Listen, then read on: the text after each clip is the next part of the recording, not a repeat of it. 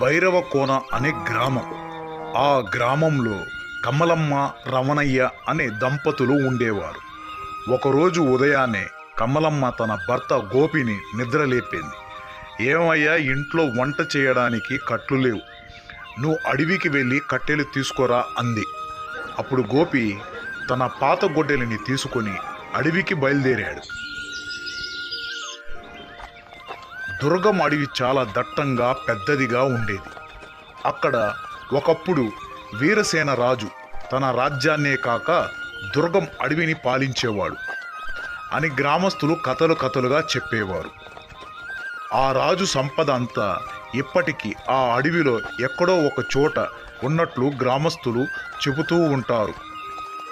ఆ మాటలన్నీ గుర్తు చేసుకుంటూ అడవిలో నడుస్తూ ఉంటాడు గోపి. కానీ గోపికి ఇలాంటి మాటలన్నీ నమ్మడు. ఇతనికి అవసరమైంది కేవలం కట్టెలు మాత్రమే. ఒక చోట ఆగి ఇంటికి కావలసిన కట్టెలు కొడుతూ ఉంటాడు. అప్పుడు గోపికి ఒక బాధతో కూడిన శబ్దం వినిపించింది. అటు ఇటు చూస్తాడు. అరుపులు మాత్రమే వినబడుతూ ఉంటాయి. కొంచెం ముందుకు వెళ్ళి చూస్తాడు. ఒక పెద్ద సింహం ముళ్ళ కంచెలో ఇరుక్కుపోయి ఉంటుంది. అది చూసి గోపి భయంతో గజగజలాడిపోతాడు. అప్పుడు ఇలా అనుకుంటాడు,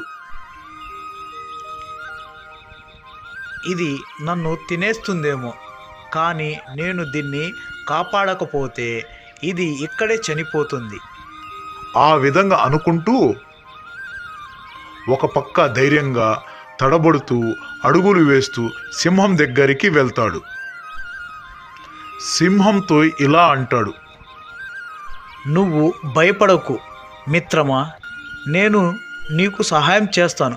కానీ నువ్వు నన్ను తిననని మాటిస్తే నిన్ను నేను కాపాడుతాను. ఆ విధంగా చెబుతాడు. గోపి మాటలు విన్న సింహం మెల్లగా తల ఊపుతుంది. అది అర్థం చేసుకున్నట్లుగా భావిస్తాడు గోపి. ముళ్ళ కంచెను తీయగానే సింహం టక్కని నిలబడి మానవ భాషలో మాట్లాడుతుంది. నువ్వు నన్ను కాపాడినందుకు ధన్యవాదాలు మిత్రమా. ఆ సింహం మానవ భాషలో మాట్లాడిన చూసి ఆశ్చర్యపోయాడు. అతడు శరీరం వణికిపోయింది. నువ్వు మానవ భాషలో మాట్లాడగలవా? కాస్త భయంతో అడిగాడు గోపి. అప్పుడు ఆ సింహం ఇలా అంటుంది, అవును మిత్రమా, నేను మానవ భాష మాట్లాడగలుగుతాను. అది ఒక పెద్ద కథ చెబుతాను విను. చాలా సంవత్సరాల క్రితం నేను ఒక చిన్న సింహాన్ని. ఇదే అడవిలో ఒకరోజు విశ్వామిత్ర మహర్షి ఒక చెట్టు కింద కూర్చొని తపస్సు చేస్తున్నారు.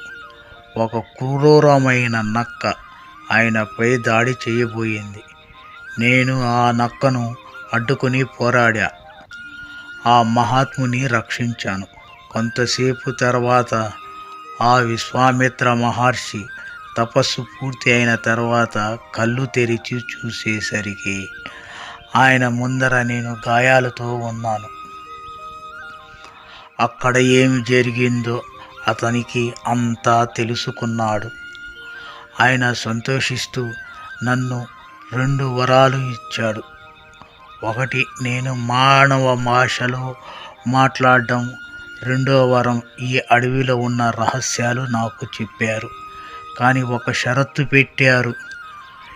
ఏ మానవుడికైనా అడవి రహస్యాలు చెప్పకూడదని చెప్పారు.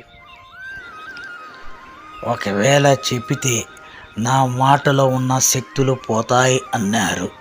ఇప్పుడు నువ్వు జరిగిందంతా నాకు చెప్పావు. ఇప్పుడు నీ శక్తులు పోతాయి కదా. మిత్రమా, నువ్వు నా ప్రాణాలు కాపాడావు మిత్రమా. నేను చాలా పేదవాణ్ణి. మాకు వెనక ముందు తాతలు ముత్తాతల ఆస్తులు లేవు. నేను ప్రతిరోజు ఈ అడవికి వచ్చి కట్టెలు కొట్టుకొని వాటిని తీసుకెళ్ళి సంతలో అమ్మితే వచ్చిన డబ్బుతో మాకు ఆ రోజు గడుస్తుంది. సరే మిత్రమా, ఇక నేను బయలుదేరుతాను. ఇంటి దగ్గర నా కోసం నా భార్య ఎదురు చూస్తూ ఉంటుంది. నువ్వు చూడబోతే చాలా మంచివాడిలాగా ఉన్నావు. నేను నీకు తప్పకుండా సహాయం చేస్తాను మిత్రమా. రేపు ఉదయం మళ్ళీ ఇక్కడికి రా, నీ జీవితం మారిపోతుంది. సరే మిత్రమా, తప్పకుండా రేపు వస్తాను. సరే, ఇక నేను బయలుదేరుతాను. ఆ విధంగా చెప్పి గోపి కట్టెల మోపును నెత్తి మీద పెట్టుకుని ఇంటికి బయలుదేరి వెళ్తాడు. తెల్లారుజామున వెళ్ళారు. కట్ల కోసం అడవికి ఇప్పుడు వచ్చారు. ఎంత కంగారు పడ్డానో మీకు తెలుసా? నేను నోరు లేని క్రూరమైన జంతువులు అడవిలో మిమ్మల్ని ఏమైనా చేశాయేమో అనేసి చాలా కంగారు పడ్డాను. అలాంటిది ఏమీ జరగలేదు. నువ్వు ఎందుకు ఆ విధంగా ఊహించుకొని బాధపడతావు? ఈరోజు నాకు ఒక అద్భుతమైన స్నేహితుడు దొరికాడు. అతడు నాకు అడవిలో ఉన్న రహస్యాలన్నీ చెప్పాడు. అది వింటూ ఉండిపోయాను, అందుకే ఇంత ఆలస్యం అయిపోయింది. సరే, చాలా ఆకలేస్తుంది, అన్నం వడ్డించు.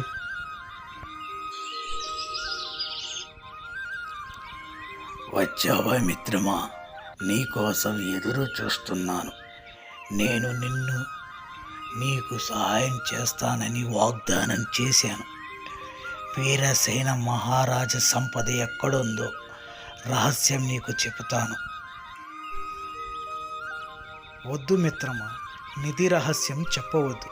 ఒకవేళ నువ్వు నాకు చెబితే ఆ విశ్వామిత్ర మహర్షి నీకిచ్చిన స్వరాన్ని కోల్పోతావు. నాకు నిధి మీద ఎటువంటి ఆశ లేదు. నేను కష్టాన్ని నమ్ముకుని బతుకుతున్నాను. నా గురించి నువ్వు సమస్యల్లో పడవద్దు. నా ప్రాణాన్ని కాపాడావు. ఇదే స్నేహం యొక్క పరీక్ష. నీ సంతోషం కోసం నేను ఈ మూల్యాన్ని చెల్లించడానికి సిద్ధంగా ఉన్నాను. మిత్రమా, నాతో నువ్వు రా.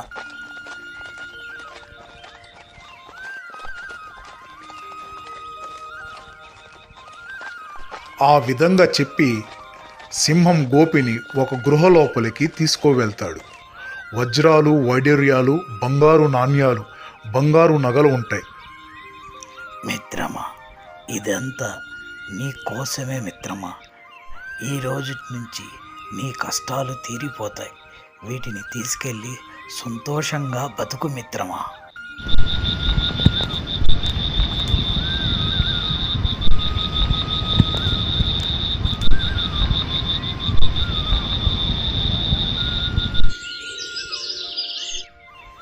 నీకు చెప్పాను కదా, అడవిలో నా మిత్రుడు ఉన్నాడనేసి. అతను అడవిలో దాగున్న సంపద గురించి నాకు చెప్పాడు. అతను ఇచ్చిందే ఈ సంపద. ఇక మన కష్టాలు, బాధలు తీరాయి. ఈ సంపదతో మనం సుఖంగా ఉండొచ్చు, 10 మందికి సహాయం చేయొచ్చు.